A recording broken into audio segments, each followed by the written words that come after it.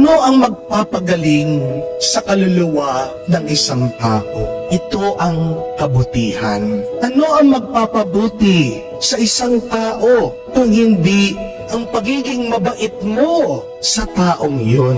Anong makakapagbago sa isang tao? Walang iba kung hindi ang pagmamahal mo sa kanya. May napanood po ako na isang interview tungkol po sa isang matandang lalaki. Ang pangalan po niya ay si Daniel Peterson. 82 years old na po ang matandang ito. At sabi po niya sa interview, kamatay-matay pa lang ng kanyang misis. Nung namatay po ang kanyang asawa, sabi po niya, para bang namatay na rin siya. 6 months po pagkatapos ng pagkawala ng kanyang misis, nagkukulong lang daw siya sa kanyang bahay. Nagmumukmok, umiiyak, nagluluksa. Ayaw po niyang kumain. Hinihintay na lang daw niya ang kanyang kamatayan. Pero nung isang araw, ito pong si Daniel lumabas, pumunta sa grocery. Bumibili po siya ng pagkain. Pero habang namimili daw siya, meron pong isang maliit na batang babae, 4 years old, ang tumatakbo at bigla gusto siyang yakapin. Ito naman pong matanda, yumuko at nagpayakap dito sa maliit na bata. At tuwang-tuwa po itong bata habang niyayakap siya. Alam niyo po, sabi nitong matanda, dahil po doon sa yakap na yon, nagbago yung kanyang buhay.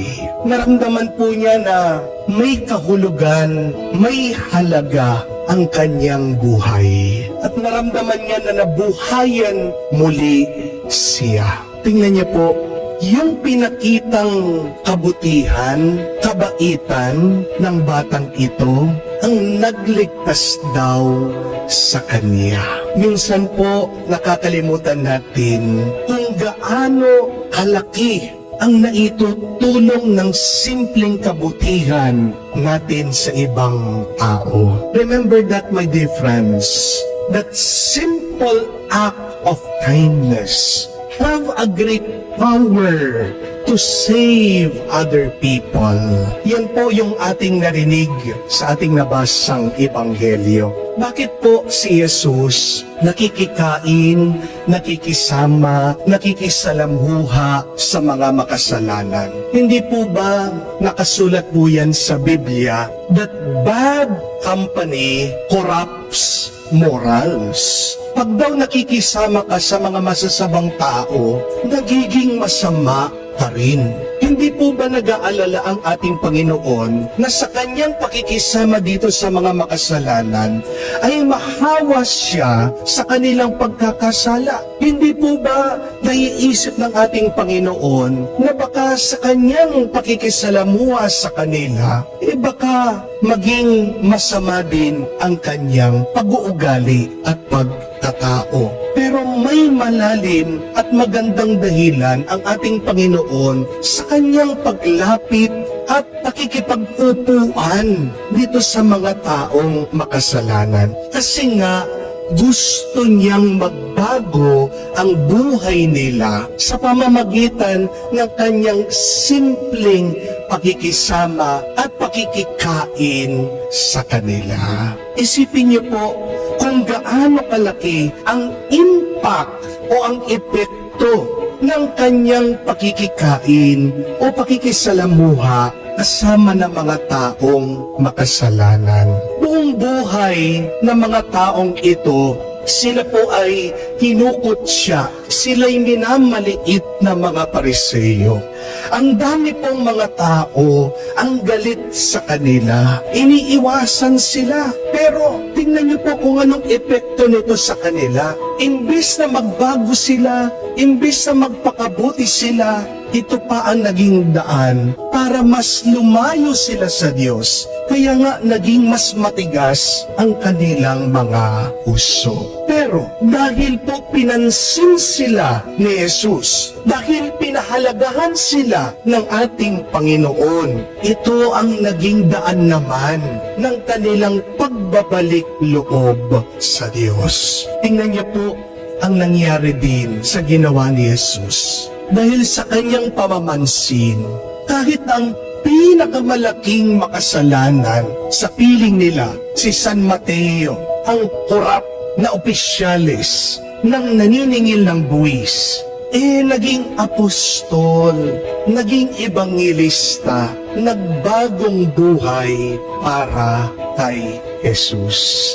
Kaya nga po, sabi ni Jesus, dumating siya para pagalingin ang mga may sakit. Mga kapatid, tandaan po natin ito. Our mission in this life is to love and to serve the Lord and His people. Ganun po kasimple.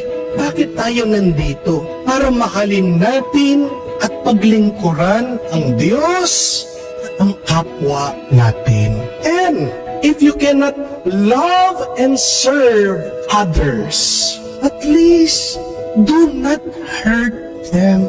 At least do not inflict any pain on them. At least do not become the source of the suffering of other people.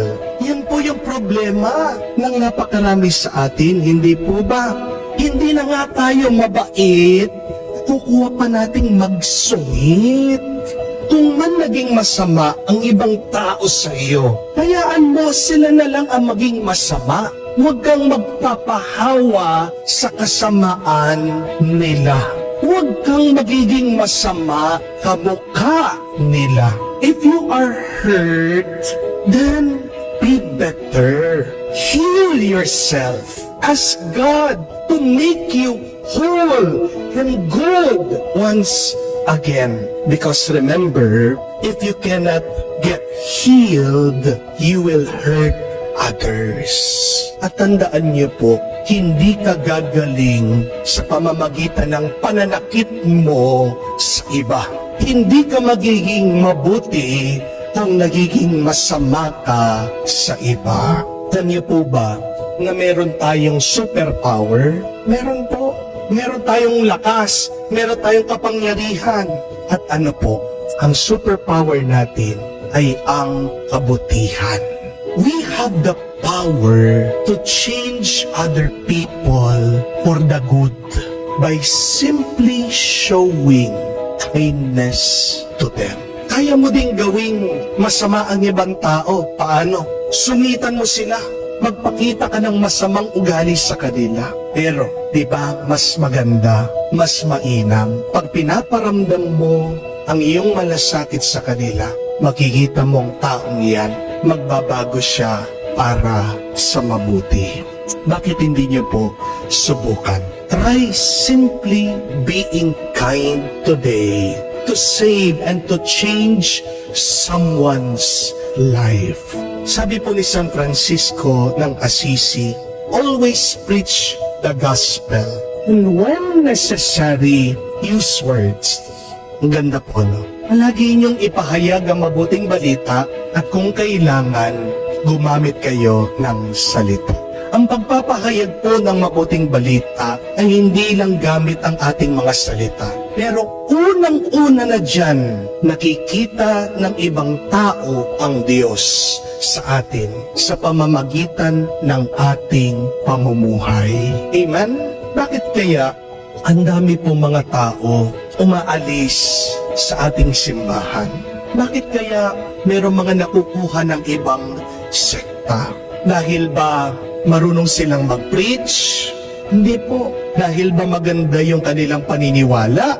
Hindi po. Pero ang pinakadahilan, bakit ang dami pong umaalis sa simbahan, ito po ay dahil sa pag-uugali ng ibang nagsisimba at nananampalataya. Amen? Diyan po tayo nagkukulang. Ang dami po sa atin nagsisimba, nagdadasal, pero hindi natin tinatapatan ito sa ating mabuting uugali. Ang dami po sa atin nagsisimba, nagdadasal, pero hindi nakikita ng ibang tao, hindi nararamdaman ng ibang tao. Buhay ang Diyos sa ating pamumuhay, sa ating pag-uugali, sa ating ginagawa. Tandaan niyo po, malaking bagay sa ibang tao ang pagiging mabuti at mabait mo. Sana wag po kayong magsawang maging mabuti at mabait. Kahit na hindi mabuti at mabait ang ibang tao sa iyo. Kasi palaging tandaan mo, sa iyong kabutihan, sa iyong kabaitan, may natutulungan ka at may naliligtas ka. May napapabalik ka sa Diyos.